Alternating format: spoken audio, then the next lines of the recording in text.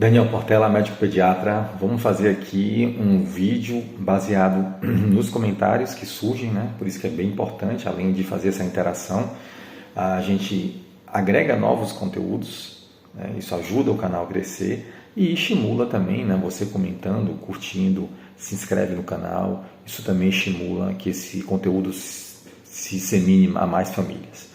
E a pergunta um bebê gripado, como é que eu sei se ele tem bronquiolite?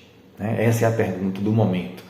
Porque na era digital, nas mídias, né, falando muito sobre bronquiolite, né, eu fiz um vídeo no Instagram, Daniel Portela Pediatra, que não segue lá no Instagram, tem outros conteúdos, e teve muita visualização sobre a prevenção de bronquiolite e é notável assim como uma preocupação das mães. De fato, há um cuidado que a gente tem que tomar aí, prevenir aglomerações, levar esses bebês para qualquer lugar, bebês principalmente abaixo de 6 meses, mas também não há motivo para pânico, gente. O pânico, qualquer tipo de pânico, excesso de medo, neurose, isso já não fica legal, porque a gente começa a pecar por outras coisas, a gente já deveria ter aprendido isso, que isso não tem benefício, às vezes acaba fazendo medidas exageradas pelo medo, então não é necessário isso.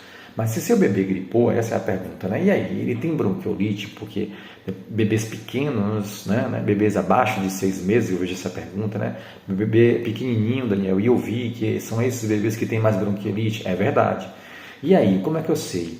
Bem, gente, não é porque seu bebê teve uma gripe, ele está com o nariz escorrendo, tosse, que a gente vai ter uma bronquiolite, né? O diagnóstico de bronquiolite é eminentemente clínico. O que é isso? Não tem que ter raio-x, não faz exame de sangue, não tem nenhum outro exame de laboratório, não tem tomografia de tórax, nada disso vai fazer diagnóstico de bronquiolite. O diagnóstico de bronquiolite é pela história clínica, os sintomas que o bebê apresenta, né? E o exame físico, aquilo que o médico, o estetoscópio, coloca lá e examina a criança. Vamos lá. O que é que tem nas queixas? Uma história muito clássica, o mais comum de todos, né? É um bebê que gripa, que começa então com o nariz escorrendo, tosse, e aí o nariz fica entupido, pode ter febre, nem sempre tem febre, pode ter febre nos primeiros 2, 3 dias, e aí esse bebê, quando parecia que ia até melhorar, começa uma tosse ficar mais intensificada. Às vezes uma tosse seca, pode ter essa tosse mais irritada, que é uma tosse que ao invés de ir melhorando a intensidade, ficando mais noturna após deitar, é uma tosse que fica ao longo do dia todo, é uma tosse mais insistente, né? E esse bebê começa a ter uma dificuldade de respirar, uma contração aqui dos músculos da barriga, do tórax, ele força a respiração, o bebê que começa a respirar com dificuldade. Quando o médico escuta lá, né, ausculta o pulmão, tem um ruído chamado de sibilo, né, é um piado. Às vezes esse piado ele é audível, né, a ouvido nu, entre aspas, né? A própria mãe chega referindo que percebeu esse chiado no peito, é como se fosse um apito gaiato. Tá? Esses são os sintomas mais comuns e deve haver o mínimo disso aí, que é desconforto respiratório, que pode ser leve ou às vezes bem pequeno, com um aumento da frequência respiratória, mas tem que ter piado, tem que ter sibilo no exame físico.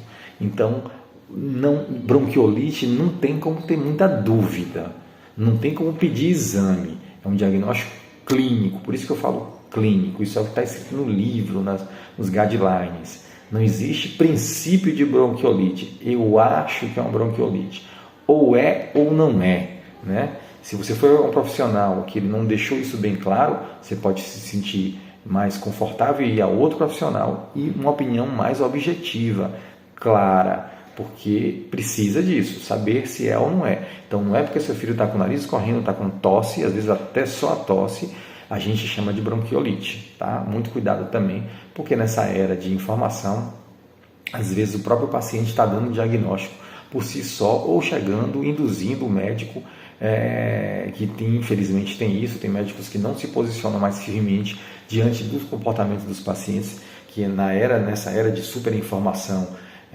esses pacientes vêm com muita informação e eles vêm com uma ideia já pronta. E, infelizmente, alguns colegas não questionam, não indagam, assim, usam o conhecimento técnico para fazer um debate, né? Eu vejo, infelizmente, isso acontecendo, e atendo com frequência pacientes que eu fui a um profissional e disse que tinha bronquiolite, e quando a gente checa a história, o exame físico não tem.